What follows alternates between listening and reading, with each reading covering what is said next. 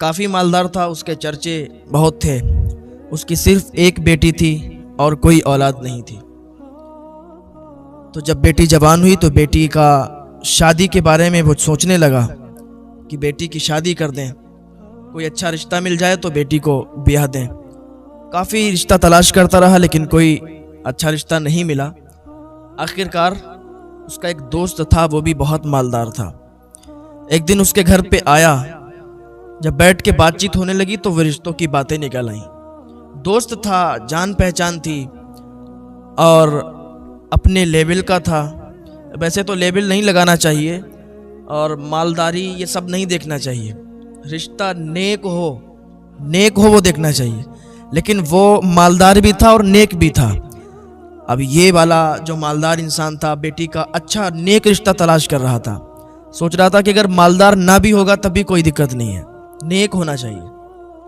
تو دوست کا لڑکا نیک تھا، مالدار بھی تھا، رشتہ طے کر دیا، یہاں تک کہ شادی کا دن آ گیا، شادی بھی کر دی گئی۔ اب کوئی یہ دیکھ کر نہیں آیا نا کہ کس کے ساتھ کیا ہو جائے، وقت کس کا بدل جائے، یہ کسی کو نہیں پتا۔ تو جب شادی ہو گئی اور کچھ عرصہ تک یہ لوگ ایسے ہی رہتے رہے تو لڑکے کے والد کا انتقال ہو گیا، لڑکی کے سسر کا انتقال ہو گیا۔ اب لڑکا اکیلا پڑ گیا، تو تھوڑے دنوں کے بعد جو ان کے کاروبار تھے وہ بھی ٹھپ ہونے لگے، یہاں تک کہ ان کا جو مال تھا بالکل ختم ہو گیا، پیسے بالکل خرچ ہو گئے، روڈ پر آ گئے۔ گھر تھا ایک وہ بھی بک گیا، یہاں تک کہ کرائے کے مکان میں رہنے لگے۔ اب یہ جو لڑکی کا باپ تھا یہ تو ابھی بھی مالدار تھا، تو ایک دن اس کی اہلیہ، اس کی بیوی کہنے لگی کہ دیکھو ہماری بیٹی کا جس کے ساتھ نکاح ہوا ہے اس کے پہلے تو حالات بہت اچھے تھے، لیکن جب سے ان کے والد کا انتقال ہوا ہے تب سے ان کا کام تو بالکل بند ہو گیا، یہاں تک کہ سارے پیسے ختم ہو گئے، گھر بھی بک گیا، اب کرائے کے گھر میں رہتے ہیں۔ تو کس کا وقت بدل جائے کچھ پتہ نہیں چلتا۔ تو اے میرے شوہر آپ اجازت دیجئے کہ میں اپنی بیٹی کے لیے کچھ پیسے بھجوا دوں تاکہ میرے داماد جو ہیں وہ اچھا بزنس، اچھا کام شروع کر لیں اور پھر سے ان کا مالی جو حالت ہے وہ ٹھیک ہو جائے۔ تو ان کے شوہر نے کہا، لڑکی کے باپ نے کہا کہ دیکھو ہم کسی کے لیے کچھ بھی کر لیں، کتنا بھی کر لیں، لیکن جس کے نصیب میں جو بھی ہوتا ہے وہ اسے مل جاتا ہے، آپ پریشان نہ ہو۔ وہ محنت کرے گا، محنت کر کے پھر جو مزہ آئے گا نا کام کرتے ہوئے، وہ مزہ ان پیسوں کو دے کر اسے نہیں ملے گا۔ یہ پیسے اس کو دے دیں تو اتنا اچھا اسے لگے گا نہیں۔ آپ کی جیسی مرضی، آپ جیسا چاہو، لیکن میں تو یہ چاہتا ہوں کہ اگر وہ محنت کرے گا اور تابڑتوڑ محنت کرے گا تو انشاءاللہ ایک دن کامیاب ہو جائے گا۔ اور یہ بات حقیقت ہے کہ بغیر محنت کوئی چیز حاصل نہیں ہوتی۔ ایک صاحب تھے، وہ بحث کرنے لگے کہ محنت اگر نہ بھی کرے انسان تب بھی وہ کروڑ پتی بن جائے گا، مالدار بن جائے گا۔ امیر باپ کا بیٹا ہو، اسے مال مل جائے گا، اب محنت تو اس نے کی نہیں تو وہ تو کروڑ پتی بن گیا۔ تو دیکھو یہ الگ چیز ہے، محنت کیے بغیر کوئی بھی سکسیس نہیں ہوا۔ آج جو مالدار اور کروڑ پتی بنے بیٹھے ہیں ذرا ان سے معلوم کریں کہ تم نے کتنی محنت کی، تب وہ بتائیں گے۔ تو ہر چھوٹے کام سے وہ کام بڑا ہوتا چلا جاتا ہے اور وہ انسان مالدار ہوتا چلا جاتا ہے۔ کیوں؟ محنت وہ کرتا ہے۔ اگر محنت نہ کرے تو اگر آج جو ہے وہی کل رہے گا۔ سکسیس اگر پانا چاہتے ہو تو اس کے لیے محنت کرنی ہوگی۔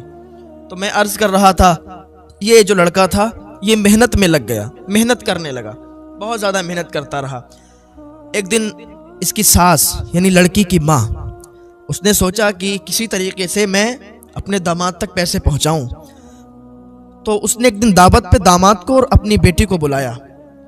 اس کا شوہر تھا نہیں، اکیلی صرف یہی تھی، تو اس نے داماد کو اور بیٹی کو کھانے پر بلایا، دعوت پر بلایا، دونوں آ گئے۔ 5 کلو اس نے لڈو تیار کیے، بہترین والے لڈو 5 کلو تیار کیے۔ تیار کرنے کے بعد ہر لڈو میں ایک اشرفی رکھ دی اور وہ 5 کلو لڈو اپنی بیٹی کو باندھ دی اور کہا جاؤ تم لوگ گھر پہ یہ آرام سے کھا لینا۔ جب انہوں نے 5 کلو لڈو لیے اور گھر پر چلے تو بیچ راستے میں آ کے شوہر نے کہا کہ سنو، یہ 5 کلو لڈو کا ہم وزن کیوں اٹھائیں، اور ہمارے ہاں پر ابھی اتنی تنگ دستی ہے کہ پیسے بھی ہم لوگوں کے پاس نہیں ہے۔ 5 کلو لڈو ہیں، اگر ہم حلوائی کی دکان پر بیچ دیں گے تو اچھی خاصی رقم بھی ہمیں مل جائے گی۔ تو لڑکی نے بھی کہا ٹھیک ہے، ابھی حالت بھی ہماری صحیح نہیں ہے اور وزن زیادہ ہے، تو لڈو زیادہ ہیں تو چلو ہم بیچ دیتے ہیں اور پیسے ملیں گے تو اس سے گھر کا کھانا خرچ ہو جائے گا۔ دونوں اس بات پر متفق ہو گئے، حلوائی کی دکان پر گئے۔ حلوائی کی دکان پر گئے، حلوائی نے ان لڈوؤں کو خرید لیا اور ان کو پیسے دے دیے، وہ اپنے گھر چلے گئے۔ اب یہاں دیکھو، اب اس لڑکی کا باپ آیا، وہی مالدار انسان آیا، ادھر سے گزر رہا تھا تو اس نے سوچا چلو ادھر سے کچھ میٹھا لے لیں۔ لڈو دیکھے تو پسند آ گئے، کہا یہ لڈو دے دو۔ وہ پورا 5 کلو کا تھیلا تھا، 5 کلو کا تھیلا اس نے خرید لیا۔ لانے کے بعد گھر بیوی کو دیا، بیوی نے وہ لڈو دیکھے تو سوچنے لگی کہ میں نے تو یہ اپنی بیٹی اور داماد کو لڈو دیے تھے، یہ آپ کو کیسے ملے؟ کہا کیا مطلب؟ تو اس نے پورا واقعہ بتا دیا اور یہ پھر ہم تک پہنچ گئے۔ تب اس کے شوہر نے اس سے کہا کہ دیکھو میں نے آپ سے کہا تھا نا کہ اللہ تعالیٰ جو چاہتا ہے وہ کرتا ہے، اور جو نصیب میں لکھا ہوتا بندے کے وہ اس کو مل کے رہتا ہے۔ اپنے چاہا کہ ان لڈو میں اشرفی رکھ دیں گے اور یہ اپنے داماد کو دے دیں گے، وہ وہاں یہ لوگ جب کھائیں گے تو اس میں اشرفی نکلے گی تو وہ لوگ رکھ لیں گے، اس سے انہیں شرمندگی بھی نہیں ہوگی۔ دیکھو یہ ان لوگوں کی سوچیں ہوا کرتی تھی جو لوگ نیک ہوا کرتے تھے، لیکن آج کا بھی ایک معاشرہ ہے۔ آج کیا ہے کہ آج سسرال سے مانگنے میں شرم نہیں لگتی، بے دھڑک سسرال سے لوگ مانگ لیا کرتے ہیں کہ مجھے یہ چاہیے، مجھے وہ چاہیے۔ اور پہلے جو نیک لوگ ہوا کرتے تھے، ابھی بھی نیک لوگ ہیں اور ابھی بھی ان کی سوچیں ایسی ہیں کہ سسرال سے کیوں مانگوں، کہ سسرال سے مانگنے میں انہیں شرم محسوس ہوتی ہے، حیا آتی ہے، اور سسرال والے اگر بھیجتے ہیں تب بھی وہ منع کر دیتے ہیں کہ نہیں آپ کا مال ہمیں نہیں چاہیے۔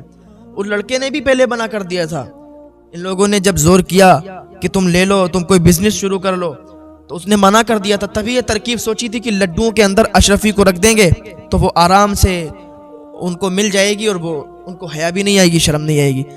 تو اللہ تعالیٰ جس کے ساتھ جیسا بھی کرتا ہے بہتر کرتا ہے، اور جو نصیب میں جس کے ہوتا ہے اسے مل کے رہتا ہے۔